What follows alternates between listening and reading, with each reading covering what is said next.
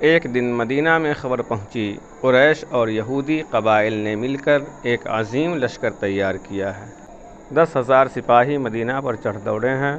یہ خبر سن کر مدینہ کی فضائیں لرز گئیں، عورتیں کانپنے لگیں، بچے ماؤں کے ساتھ لپٹ گئے اور مردوں کے چہروں پر فکر کی لکیریں کھینچ گئیں۔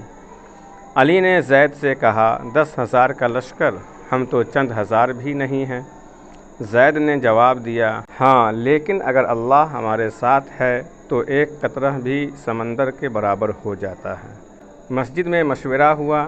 حضرت سلمان فارسی نے کہا، مدینہ کے کچھ حصے پہاڑوں اور کھجور کے باغات سے محفوظ ہیں، لیکن کھلا میدان خالی ہے، ہمیں وہاں ایک خندق کھودنی چاہیے۔ یہ تجویز سب کو پسند آئی۔ رسول اللہ صلی اللہ علیہ وسلم نے فرمایا، ہم سب مل کر کھدائی کریں گے۔ یوں مدینہ کی تاریخ کا سب سے بڑا اجتماعی کام شروع ہوا۔ سردیوں کے دن تھے، ٹھنڈی ہوا چلتی، ہاتھ سن ہو جاتے، لیکن لوگ دن رات خندق کھودتے۔ کبھی کوئی بھوکا ہوتا، کبھی کوئی زخمی۔ علی نے کدال زمین میں ماری تو پتھر کی ایک بڑی چٹان سامنے آ گئی۔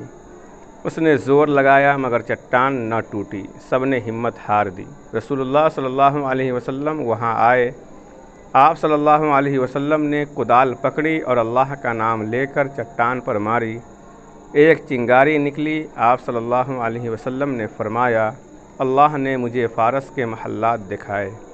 پھر دوسری ضرب لگائی، چنگاری نکلی۔ فرمایا، اللہ نے مجھے روم کے خزانے دکھلائے۔ تیسری ضرب پر فرمایا، اللہ نے مجھے یمن کے دروازے دکھائے۔ علی کے جسم میں بجلی دوڑ گئی۔ اس نے زید سے کہا، کیا تم نے دیکھا؟ یہ صرف چٹان نہیں ٹوٹی، ہمارے دل کے خوف بھی ٹوٹ گئے۔ خندق کی کھدائی کے دوران لوگ بھوک سے نڈھال ہو گئے۔ کئی دن کھانے کو کچھ نہ ملتا۔ ایک دن علی اور زید نے فرمایا کہ رسول اللہ صلی اللہ علیہ وسلم اپنے پیٹ پر 2 پتھر باندھے ہوئے ہیں۔ زید کی آنکھوں میں آنسو آ گئے، ہمارا نبی صلی اللہ علیہ وسلم بھی بھوکا ہے۔ علی نے کہا، یہ بھوک دراصل اللہ کی راہ کی مٹھاس ہے۔ جب خندق مکمل ہوئی تو 10,000 کا لشکر مدینہ کے گرد آ گیا۔ سردی کی راتیں، بھوک کی شدت اور دشمن کی للکاریں، یہ سب مسلمانوں کے لیے کڑی آزمائش بن گئے۔ ایک رات علی خندق کے کنارے کھڑا تھا، تیز ہوا چل رہی تھی، خیمے اڑنے کو تھے۔ اس نے آسمان کی طرف دیکھا اور کہا، یا اللہ، یہ رات بڑی بھاری ہے، لیکن اگر تیری مدد آ گئی تو دن کی روشنی ہم ہی دیکھیں گے۔ زید نے جواب دیا، بھائی، کبھی کبھی فتح تلوار سے نہیں، دعا سے آتی ہے۔ قریش نے کئی بار خندق عبور کرنے کی کوشش کی، گھوڑے دوڑاتے لیکن گہری خندق کے سامنے رک جاتے، تیروں کی بوچھار شروع ہو جاتی۔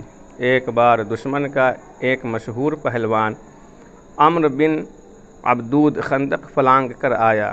اس نے للکار کر کہا، کون ہے جو میرے مقابلے میں آئے؟ مسلمانوں پر خوف طاری ہو گیا۔ علی آگے بڑھے، جنگ ہوئی اور آخر کار دشمن زمین پر گرا دیا گیا۔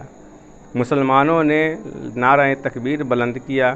علی اور زید نے یہ منظر دیکھ کر کہا، یہ اللہ کی نصرت کی ایک جھلک ہے۔